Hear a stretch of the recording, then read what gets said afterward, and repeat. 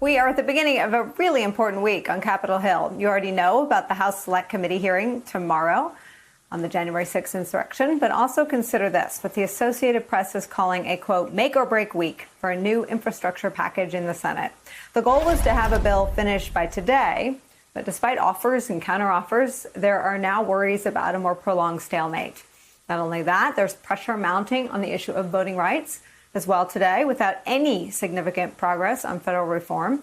Lawmakers woke up to headlines like this one from Politico about what they're calling a concern bordering on alarm. Quote, we're effed. Democrats fear turnout catastrophe from GOP voting laws. Joining us now is independent Senator Angus King of Maine. He's part of the group negotiating that infrastructure bill. And Claire McCaskill, we'll get to the infrastructure bill, but I can't read a quote that colorful without asking you why there isn't any activity or work or effort or strategizing on voting rights, or is there that we just don't see?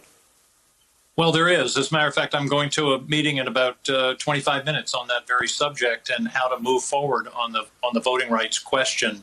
I got to tell you, Nicole, as an independent, I don't understand a political party basically saying, we're not going to worry too much about the quality of our candidates or our ideas. We're just going to keep a bunch of people from voting. I mean, that's a kind of sad commentary, I think, if that's where you are as a party, and that's what's happening around the country. And it's a shame. I mean, it's not consistent with who we are. Maine is a state that we have no voter ID. We have no excuse absentee voting. We have mail-in voting. We have drop boxes, and we have virtually no fraud. These opening up the electoral process doesn't encourage fraud.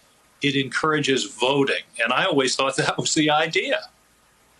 You know, I think the sentiment among Democrats, though, is, and to quote Maya Angelou, I mean, the Republicans have shown you who they are. Shouldn't we believe them? I mean, that is who they are. They are against voting, and they are against voting among minorities because they don't tend to vote for Republicans. Is it time for Democrats to sort of come to the fight that the Republicans seem to be winning? They've very successfully passed almost 24 voting restrictions, and they have 389 of them pending in 48 states.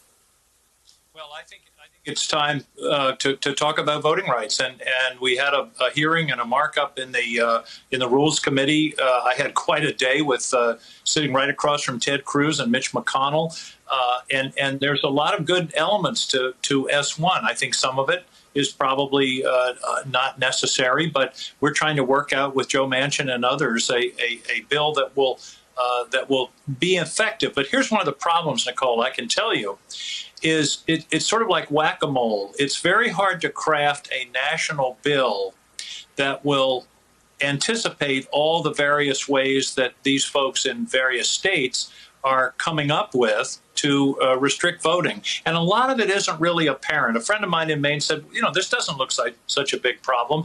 But if you analyze what they did in Georgia, for example, it'll lead to much longer lines, 5-6 hour lines in minority communities and half-hour lines in the suburban communities. And that's the kind of, it's very subtle, and this is hard to get a national law that will really be protective against this attack that's coming from so many directions.